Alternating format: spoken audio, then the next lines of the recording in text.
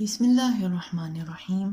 میرا آج کا موضوع نارک کی بدسلوکی کا شکار ہونے والے ان افراد سے متعلق ہے جو اپنی شرافت اور مذہب پسندی کی وجہ سے نارک کے ساتھ نرمی کا برتاؤ کرتے ہیں، اس سے بہتری کی امید رکھتے ہیں یا غیبت گوئی کے گناہ کے خوف سے اس کی زیادتیوں پر پردہ ڈالے رکھتے ہیں۔ ہم میں سے ہر انسان اوسط درجے پر اچھائیاں اور برائیاں اپنے اندر لیے ہوئے ہے۔ ایک عام آدمی سے کبھی گناہ بھی سرزد ہوتے ہیں اور کبھی وہ نیکی کے کام بھی سر انجام دیتا ہے۔ کبھی وہ غفلت اور گمراہی کی حالت میں لوگوں کے ساتھ زیادتی بھی کر بیٹھتا ہے، لیکن جب اس کا ضمیر ملامت کرے یا حالات اس کو سبق سکھائیں تو وہ پشیمان ہو کر اپنی اصلاح بھی کر لیتا ہے اور دوسروں کو پہنچائی ہوئی اذیتوں کا ازالہ بھی۔ غرض یہ کہ ہم عام انسانوں کا آپس میں ایک دوسرے کے ساتھ تعلق ہمیشہ اونچ نیچ کا شکار رہنے کے باوجود بھی ہم اس کی بہتری کی امید کر سکتے ہیں۔ ہم ایک دوسرے کو شک کا فائدہ دے سکتے ہیں، ہم ایک دوسرے کو نصیحت کر سکتے ہیں، صبر و تحمل سے کسی کے بدلنے کا انتظار کر سکتے ہیں اور اپنے ہم نواؤں کی برائیوں کی پردہ پوشی بھی اپنا اخلاقی فرض سمجھ کر سکتے ہیں۔ مگر یہ تمام باتیں اس وقت لاگو نہیں ہوتی جب ہمارا واسطہ ایک نارک سے پڑتا ہے۔ خلاف معمول وہ ہماری شرافت کو ہماری کمزوری سمجھ کر ہمارا استحصال کرتا ہے، اور جب اس کو خطرہ محسوس ہو تو وہ یا اس کے اعلی کار اور چاہنے والے ہم پر مذہب کو ہتھیار بنا کر اس سے وار کرتے ہیں۔ وہ ہماری زبان بند رکھنے کے لیے گناہ کا خوف دلاتے ہیں، کہتے ہیں کہ جو کچھ تمہارے ساتھ ہوا اس پر صبر کر کے خاموش رہو، ورنہ غیبت گوئی کا گناہ تمہارے گلے پڑ جائے گا۔ بلکہ اس سے بھی بڑھ کر وہ بہتان تراشی اور شریف لوگوں کی کردار کشی کے الزام میں ہم مظلوموں کو جہنم کی وعیدیں سناتے ہیں تاکہ ہم ڈر جائیں اور نارک کی زیادتیوں پر بدستور پردہ پڑا رہے۔ ظاہر ہے کہ یہ ساری باتیں نارک کے تکبر کو تقویت دیتی ہیں اور اس کو لوگوں کے ساتھ مزید زیادتیاں کرنے کا حوصلہ بھی۔ لہٰذا اس کا سد باب صرف اسی صورت میں ممکن ہے کہ عوام الناس کو اس مسئلے کے مذہبی پہلو کے بارے میں تعلیم دی جائے تاکہ مذہب کا سہارا لے کر نارک اپنی اجارہ داری قائم کرنا بند کرے۔ سب سے پہلے تو میں چھٹے سپارے کی پہلی آیت کا ذکر کروں گی جس میں اللہ تعالیٰ انسان کو اس وقت کسی دوسرے کے خلاف آواز بلند کرنے کی اجازت دیتا ہے جب اس کے ساتھ زیادتی کی گئی ہو۔ لہٰذا یہ بات سمجھ لینی چاہیے کہ ہر طرح کی بدگوئی غیبت شمار نہیں ہوتی، خصوصاً اس وقت جب آپ پر زیادتی ہو رہی ہو۔ ہاں، مگر اس بات کا خیال رکھنا چاہیے کہ ہم جب اعلانیہ طور پر اپنے ساتھ ہونے والی زیادتی کا ذکر کریں تو صرف اتنی ہی تفصیل بیان کریں جتنی کہ ضروری ہو، اور صرف انہی لوگوں کے سامنے بیان کریں جو حالات میں بہتری لانے کے یا ہمیں کسی طرح سے انصاف دلانے کے قابل ہوں۔ غیر ضروری طور پر کسی کی برائیوں کی تشہیر کرنا ہمارا مقصد نہ ہو، بلکہ لوگوں کے سامنے اپنی صفائی بیان کرنا اور ان سے انصاف کی اپیل کرنا ہمارا مقصد ہو۔ اس امر کی دلیل میں احادیث کی کتابوں میں ایک صحیح حدیث بھی وارد ہوتی ہے جو ام المؤمنین حضرت صفیہ رضی اللہ تعالی عنہا کے بارے میں ہے۔ یہ ایک یہودی سردار کی بیٹی تھیں جو بعد میں مسلمان ہوئیں۔ ان کا شجرہ نسب حضرت موسیٰ علیہ السلام اور حضرت ہارون علیہ السلام سے جا کر ملتا تھا۔ اس حدیث کا مفہوم کچھ یوں ہے کہ ایک مرتبہ حضرت محمد صلی اللہ علیہ وسلم جب ان کے حجرے میں تشریف لائے تو ان کو افسردہ پایا، وہ رو رہی تھیں۔ آپ صلی اللہ علیہ وسلم کے پوچھنے پر بتایا کہ دوسری امہات میں سے کسی نے ان کو یہودن کہہ کر پکارا ہے۔ اس پر آپ صلی اللہ علیہ وسلم نہ صرف ان پر غصہ نہیں ہوئے، نہ ان کو غیبت کے گناہ سے خوف دلا کر ڈانٹا، بلکہ اس کے برعکس ان کے دکھ کو تسلیم کرتے ہوئے بڑی محبت سے ان کی دلجوئی میں یہ الفاظ کہے: تو تم نے ان سے یہ کیوں نہ کہا کہ ہارون علیہ السلام میرے والد، موسیٰ علیہ السلام میرے چچا اور محمد صلی اللہ علیہ وآلہ وسلم میرے شوہر ہیں؟ گویا کہ ان کے غم کو خوشی میں بدل دیا۔ آپ صلی اللہ علیہ وسلم کا انداز کس قدر مثبت تھا، اور آج کے زمانے کے لحاظ سے یہ جذباتی ذہانت کی بہترین مثال ہے۔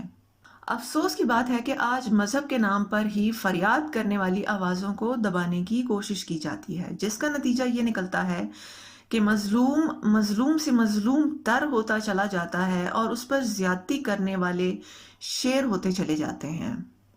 ایک اور حدیث کا حوالہ یہاں دینا مناسب سمجھتی ہوں جو میں بچپن سے پڑھتی آ رہی ہوں، مگر اس کی سند اور کتاب کا حوالہ اب یاد نہیں۔ جس کسی کو بھی اس حدیث کے بارے میں یہ معلومات حاصل ہوں وہ ضرور کمنٹس میں ہم سب کے ساتھ شیئر کریں۔ جزاک اللہ۔ حدیث کا مفہوم کچھ یوں ہے کہ ایک مرتبہ ایک صحابی رضی اللہ تعالیٰ عنہ اپنے کسی پڑوسی کی بدسلوکی کی وجہ سے کافی پریشان تھے۔ انہوں نے حضرت محمد صلی اللہ علیہ وسلم سے جا کر شکایت کی۔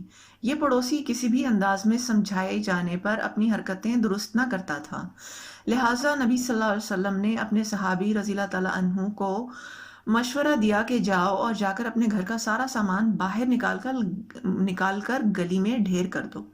جب اس گلی سے گزرنے والے لوگ آتے جاتے یہ منظر دیکھیں اور تم سے سوال کریں کہ تم نے ایسا کیوں کیا، تو بتانا کہ تم نے اپنے پڑوسی کی حرکتوں سے تنگ آ کر احتجاج کی علامت کے طور پر یہ حرکت کی ہے۔ صحابی رضی اللہ تعالیٰ عنہ نے ایسا ہی کیا۔ تھوڑی ہی دیر میں یہ خبر عام ہو گئی کہ ایک شخص اپنے پڑوسی کی بدسلوکی سے اتنا زیادہ پریشان ہے۔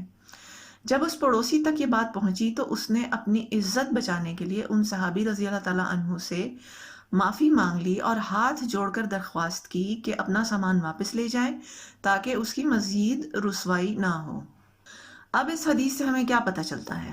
یہی کہ ہمارا دین ہمیں شرافت کے نام پر بزدلی نہیں سکھاتا، جیسا کہ ہمارے معاشرے میں باور کروایا جاتا ہے۔ ہمارا معاشرہ تو بچپن سے ہمیں مذہب کے نام پر یہ سکھاتا ہے کہ دوسروں کا قصور معاف کرنے اور درگزر کرنے کی بڑی فضیلت ہے، مگر یہ بات ادھوری ہے، ہمیں پوری بات بتائی نہیں جاتی۔ عفو درگزر کے معاملے میں ہمیں زیادہ تر فتح مکہ کی مثال یاد کروائی جاتی ہے، جب ہمارے نبی حضرت محمد صلی اللہ علیہ وسلم نے اپنے تمام دشمنوں کے لیے عام معافی کا اعلان کیا تھا۔ لیکن اس سے بھی بڑھ کر یہ اہم پہلو نہیں بتایا جاتا کہ عام معافی کا اعلان کب کرنا ہے اور کن حالات کے تحت کرنا ہے۔ کیا حضرت محمد صلی اللہ علیہ وسلم مدینہ میں بیٹھ کر قریش کے لیے عام معافی کا اعلان نہیں کر سکتے تھے؟ بالکل کر سکتے تھے۔ تو پھر کیا وجہ ہوئی کہ انہوں نے ایسا نہیں کیا بلکہ اپنی تمام تر فوجی طاقت کو جمع کر کے اور زیادہ سے زیادہ حلیفوں کو ملا کر تقریباً 10,000 کی فوج کے ساتھ مل کر مکہ پر چڑھائی کی، اور اس کے لیے بھی پہلے سے خفیہ منصوبہ بندی کی گئی تاکہ دشمن کو یقینی طور پر مغلوب کیا جا سکے؟ ان سب باتوں کا اہتمام کرنے کے بعد جب مسلمانوں کا 10,000 کا لشکر مکے میں فاتحانہ انداز سے داخل ہوا اور دشمنوں کو عسکری اور نفسیاتی طور پر زیر کرنے میں کامیاب ہو چکا، تو تب ہی حضرت محمد صلی اللہ علیہ وسلم نے تمام قریش مکہ کو جمع کر کے عام معافی کا اعلان کیا، جس سے متاثر ہو کر وہ لوگ اسلام لے آئے۔ آخر دشمن کو مغلوب کرنے کے بعد ہی کیوں معاف کیا گیا؟ اس سے پہلے کیوں نہیں؟ اس میں کیا حکمت تھی؟ یہ حکمت صاف واضح ہے، اور وہ یہ کہ ہمارا دین ہم سے تقاضا کرتا ہے کہ ہم طاقتور بن کر عاجزی اختیار کریں، نہ کہ کمزور رہ کر دبے رہیں۔ اللہ تعالیٰ کو ایک مضبوط مومن پسند ہے جو اپنے دشمن کے دل میں اپنی طاقت کا روب جمانے کے بعد اس سے درگزر کرے، نہ کہ اس سے پہلے۔ انسانوں کی فطرت میں خیر اور شر دونوں موجود ہیں۔ اگر ہم چاہتے ہیں کہ نیک بن کر دوسروں کے ساتھ احسان والا سلوک رکھیں تو اس سے پہلے یہ ضروری ہے کہ اپنے ہتھیار باندھ لیں، یعنی یہ کہ اچھا بننے سے پہلے ہوشیار بنیں اور اس بات کے پیش نظر کہ اگلا بندہ ہماری نیکی اور حسن سلوک کے باوجود بھی ہم پر وار کر سکتا ہے، پہلے سے محتاط رہیں اور اپنا بچاؤ کر سکیں۔ ہمیں یہ باتیں بچپن سے نہیں سکھائی جاتی، بلکہ اسکولوں میں دینیات کے نام پر یک طرفہ طور پر بھلائیاں کیے چلے جانے اور لوگوں کو معاف کرتے جانے کا درس دیا جاتا ہے، جبکہ ہمارے مذہبی پیشوا اس کے برعکس اپنا دفاع کرنے پر زور دیتے ہیں۔ اسی سلسلے میں حضرت علی رضی اللہ تعالیٰ عنہ کا قول ہے، جس شخص کے اوپر تم احسان کرو اس کے شر سے بچو۔ یہاں اسی موضوع کے تحت میں ایک ایسے مسئلے پر بات کرنے کی جسارت کروں گی جس پر لوگوں کا شدید رد عمل آ سکتا ہے، مگر میری پوری کوشش ہوگی کہ اپنی بات کو مضبوط دلائل کے ساتھ پیش کروں تاکہ وہ لوگوں کے لیے قابل قبول بھی اور قابل عمل بھی ہو انشاءاللہ۔ یہ مسئلہ ہے والدین کے بارے میں۔ میری پچھلی ویڈیوز میں نرگسیت کے شکار والدین کے بارے میں تفصیلی بات ہو چکی ہے۔ ہمارے مذہب میں چونکہ والدین کا بہت اعلیٰ مقام ہے، اس لیے عام لوگ اس بات کو سمجھنے سے قاصر ہوتے ہیں کہ نرگسیت کے شکار والدین کی اولادیں کس اذیت سے دوچار ہوتی ہیں۔ مذہب کے نام پر ایسی اولادوں کی زندگیوں کو یرغمال بنایا جاتا ہے۔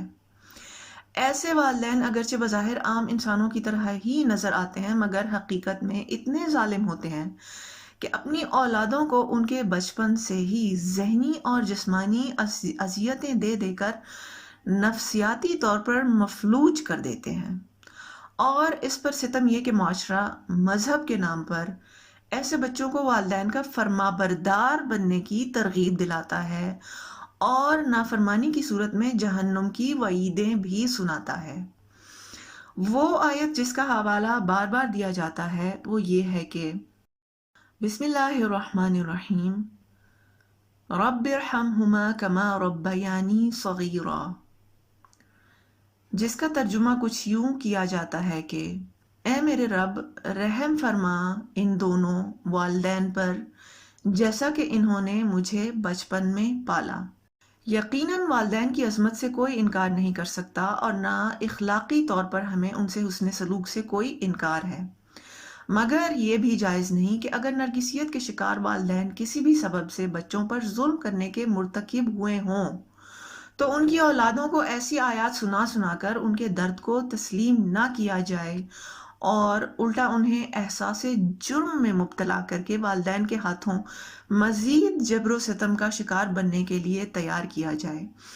قارئین کو میری بات سے اختلاف ہو سکتا ہے، مگر میں یہ کہوں گی کہ میرے اس موقف کی دلیل تو خود اوپر والی آیت میں موجود ہے۔ غور کریں کہ اس لفظ ربیانی کا کیا مطلب ہے۔ اگر لفظ رب اسم ہے تو اس کا فعل ہے ربیانی۔ اس تصویر میں عربی گرامر کے لحاظ سے اس کی مزید تفصیل ملتی ہے۔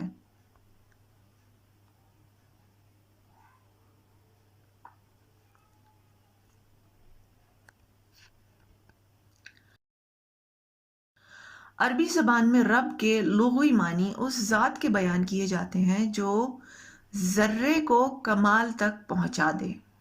گویا ایسی ہستی کا فعل دراصل بہترین انداز میں ذرے یعنی معمولی شے کو کمال یعنی تکمیل تک پہنچانا ہے۔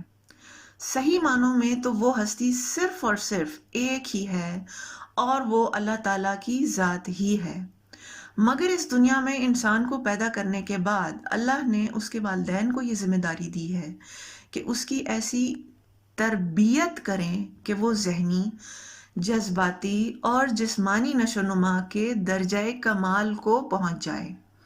یہ اللہ کا منشا ہے کہ والدین انسان کی پیدائش کے بعد اس کی شخصیت کی تکمیل کا فریضہ انجام دیں۔